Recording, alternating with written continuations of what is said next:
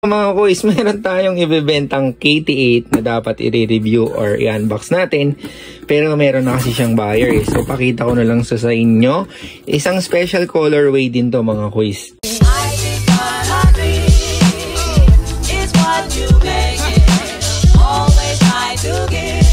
So, ito yung mismong pair mga kuys. Ganyan yung itsura niya, no? So, dapat ipapakita ko to sa inyo sa separate na vlog kasi gusto kong inform kayo or i-share sa inyo bakit siya tinawag na 520. So, kung i-Google Translate nyo yung word na 5, 2, and 0, makukuha nyo yung salitang Wu Erling.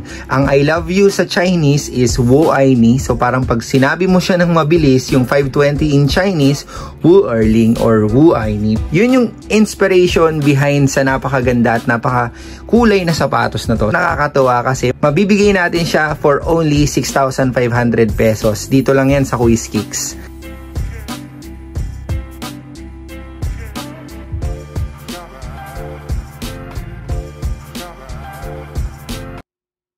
Siyempre mga kuys, shoutout na din natin si Kuis Dolphy de la Cruz para sa kanyang bagong pair. At inaantay na lang natin yung lalamove niya para pick upin to, no? So, dyan lang kayo mga kuys kasi meron tayong mga sasagutin na tanong para sa mga nagtatanong kung legit ba yung mga tinda natin. Another bye-bye na naman sa collection natin. Di ba mga kuys, may papalit tayo dito. Ina si Kuya Rider. Pas, anong pangalan na nag-book sa inyo? Salamat po kuya. And magandang gabi sa inyo mga kuys. Bali, ito yung mga pairs na na-order sa atin sa Kuis Kicks, no? And salamat din sa mga nag-pre-order nitong Anta-Shockwave. Saka itong mga ibang pairs na meron tayo dito katulad nitong Nike Dunk Low kasi nag-sale recently ang Nike. So kumuha din tayo. Meron tayong napakuha na ganyan. Saka isang or dalawang Jordan sa ata yun. So, sa kabila ng mga orders natin ganito mga kuys, no, gusto ko lang i-share sa inyo yung mga experience ko sa Kuis Kicks. Dahil hindi kasi may iwasan yung mga tanong na legit ba yan? Bakit meron ka na? Wala pang release dito sa Pilipinas. Alam mo yun, bakit ang mura sa'yo? Ganon. Minsan nagtataka ako bakit ayaw nila ng murang price, no? Kasi kung iisipin, mas okay nga yun. Pero yun nga, hindi natin kasi maiiwasan may mga ganong customer na nagtatanong. And ito nga pala yung Jordan na napa-order natin. So, shoutout sa mga umorder. And ipapadeliver natin to lahat bukas. So, balik tayo dun sa mga tanong na nai-encounter ko sa Kuis Kicks, mga kuis. Yes naman, legit naman tayo dito, no? Legit naman lahat ng binibenta nating pairs katulad nito. Although, medyo napaaga tayo ng konti. Actually, late na nga natin ni-release to kasi inaantay ko talagang lumabas muna sa Anta before tayo magpa-pre-order. Pero yun nga, mga kuis, wala naman ako nabalitaan pa na fake na Anta. If meron man siguro, yun, mas magiging mabusisi tayo sa mga pinagkukuhanan nating supplier. Tapos, sa 361, wala naman akong iba pang nakikitang brand na 361 in fairness. Pero sa Li-Ning mga kuys, meron na akong nakita na kumukopya ng design nila pero iba yung branding. Yan yung Hilong, meron pang iba eh. Sa Anta may nakita na din ako. Tatry kong ilagay dyan, no? Pero hindi mo makikita yung logo ng Anta. Pero yung kulay at yung parang resemblance nung design nung KT8 nakuha na din nila. Pero mapapansin nyo naman kaagad yun mga kuys, no? Kaya naman pag bibili kayo ng sapatos, syempre bumili lang kayo dun sa mga trusted resellers or stores nyo, okay? Meron ako ditong isang example mga kuys, katulad netong heritage colorway ng Shockwave 5. Mga kuys, dito siya nakabalot to. So ayan, wala kayong magkakitang ganyan sa Pilipinas mga kuys. Dahil overseas natin siya kinuha. Tapos yung the rest, kasi bulk natin in order mga kuys, katulad nito mga to, is naka-box naman sila. So wala tayong paper bags dyan. Ito mga paper bags natin, galing yan sa mga pinagawa na nating store dito locally. Kasi yan yung mga bags nila, no?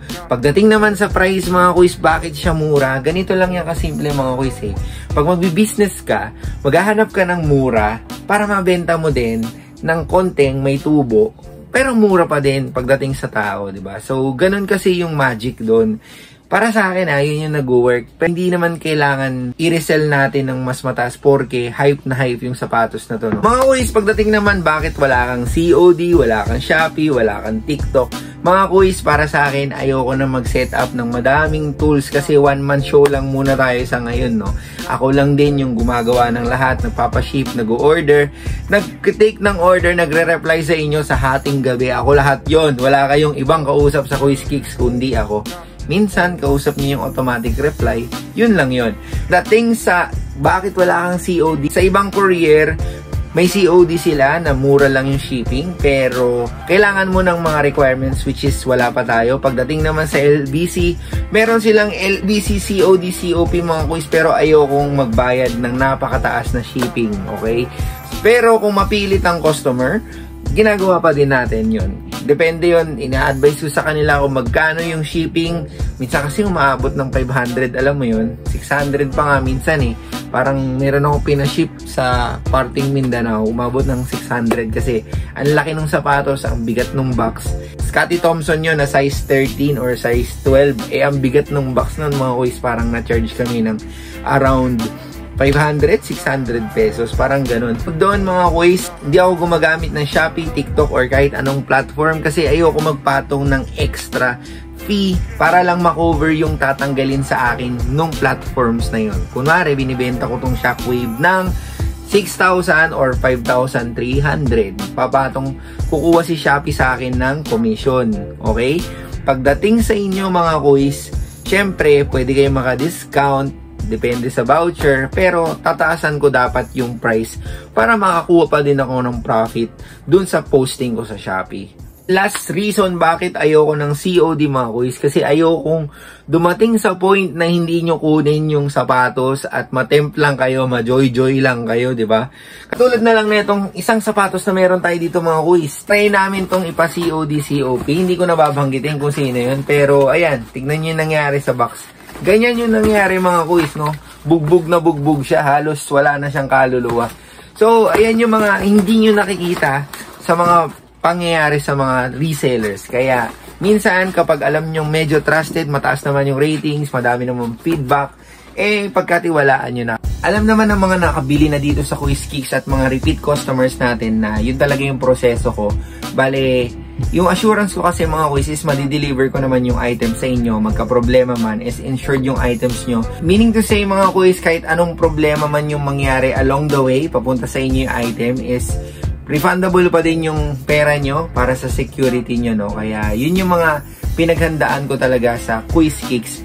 And ayun, siguro dito na muna natin tatapusin tong vlog na to at maraming salamat sa inyo sa pagsama at panonood mga kuis. Kung mahilig ka sa mga ganitong klaseng vlog, mga sneaker vlogs, punta sa store at pag-check ng mga prices, pakihit yung like button at mag-subscribe at magkita-kita tayo sa susunod na vlog mga kuis. Maraming salamat ulit. God bless sa inyo at ingat palagi.